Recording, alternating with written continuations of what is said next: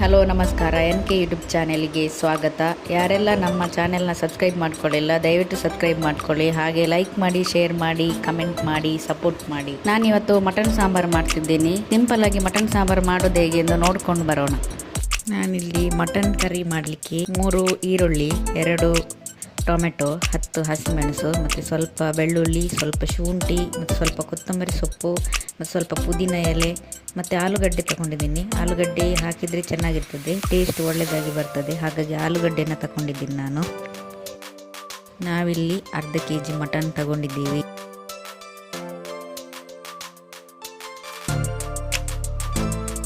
ಕುಕ್ಕರಿಗೆ ಸ್ವಲ್ಪ ಎಣ್ಣೆ ಹಾಕ್ಕೊಳ್ಳಿ.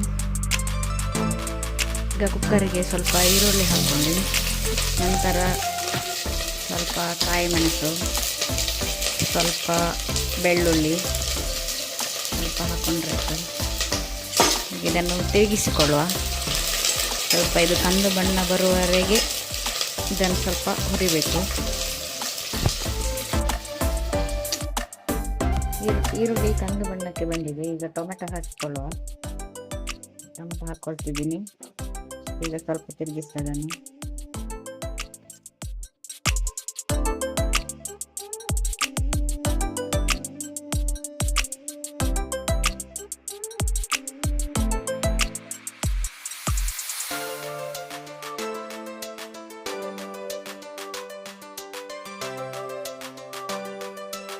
ಈಗ ಇದಕ್ಕೆ ಮಟನ್ ಅನ್ನು ಸೇರಿಸಿಕೊಳ್ಳುವ. ಅರ್ಧ kg ಮಟನ್ ತಗೊಂಡಿದ್ದೇವೆ. ಇಲ್ಲಿ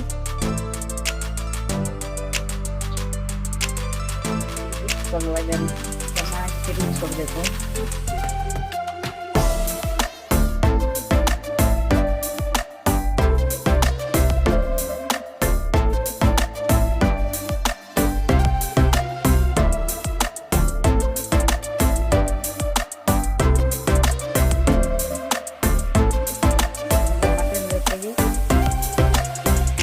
ಆಲೂಗಡ್ಡೆ ಹಾಕಿ ಇದನ್ನು ತಿರುಗಿಸಿಕೊಳ್ಳುವ. ಸ್ವಲ್ಪ ಹೊತ್ತು ಬೇಯಲಿ ಇದು.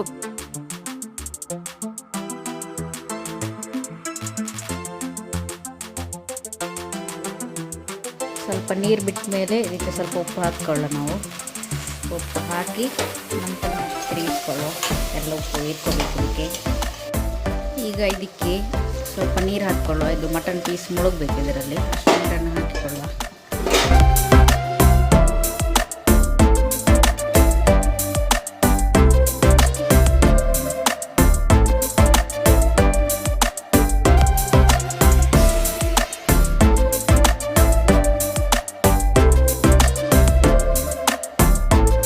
ಈಗ ಕುಕ್ಕರ್ ಮುಚ್ಚಳ ಮುಚ್ಚಿ ಒಂದು 6-7 ವಿಸಿಲ್ ಹೊಡಿಸ್ಕೊಳ್ಳುವ.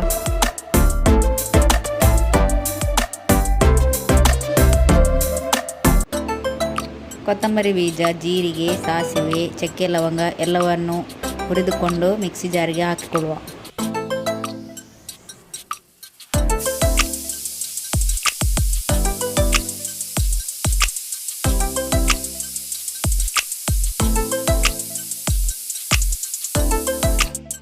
ಆಗ ತೆಗೆದುಕೊಂಡಿಟ್ಟಿರುವ ಐಟಮ್ಗಳಲ್ಲಿ ಈರುಳ್ಳಿ, ಟೊಮೆಟೊ, ಕೊತ್ತಂಬರಿ ಸೊಪ್ಪು, ಬೆಳ್ಳುಳ್ಳಿ, ಶುಂಠಿ, ಹಸಿಮೆಣಸು ಎಲ್ಲವನ್ನು ಹಾಕಿಕೊಳ್ಳುವ. ಇದಕ್ಕೆ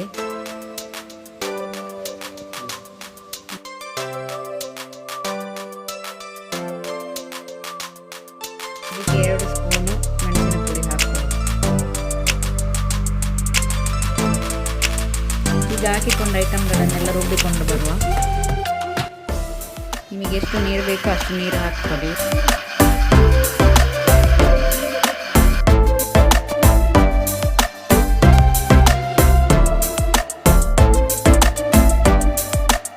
ವಿಸಿಲೆಲ್ಲ ಆಗಿದೆ. ಈಗ ಮುಚ್ಚಿ ತೆಗೆದು ನೋಡುವ. ಮಟನ್ ಚೆನ್ನಾಗಿ ಬೆಂದಿದೆ. ಈಗ ಇದಕ್ಕೆ ರುಬ್ಬಿಕೊಂಡಿರುವ ಮಸಾಲವನ್ನು ಹಾಕಿಕೊಳ್ಳುವ. ಮಸಾಲ ಹಾಕಿದ ನಂತರ ಸ್ವಲ್ಪ ನೀರನ್ನು ಸೇರಿಸಿಕೊಳ್ಳುವ. ನಿಮಗೆ ಎಷ್ಟು ಬೇಕಷ್ಟು ನೀರನ್ನು ಸೇರಿಸಿಕೊಳ್ಬೋದು. ನಮಗಿಲ್ಲಿ ಸ್ವಲ್ಪ ಅಗತ್ಯ ಇತ್ತು, ಹಾಗಾಗಿ ಸ್ವಲ್ಪ ನೀರನ್ನು ಸೇರಿಸ್ಕೊಳ್ತಿದ್ದೇನೆ ನಾನು. ಈಗ ಇದನ್ನು ಚೆನ್ನಾಗಿ ಕುದಿಯಲು ಬಿಡಬೇಕು. ಒಂದು ಚೆನ್ನಾಗಿ ಕುದಿ ಬರಬೇಕಿದು. ಸ್ವಲ್ಪ ಲಿಂಬೆ ಹುಳಿ ಬೇಕಾದರೆ ಹಿಂಡಿಕೊಳ್ಬೋದು. ಹುಳಿ ಕಡಿಮೆ ಅನಿಸಿದರೆ ಲಿಂಬೆ ಹುಳಿ ಹಿಂಡಿಕೊಳ್ಳಿ. ಮಟನ್ ಸಾಂಬಾರು ರೆಡಿಯಾಗಿದೆ.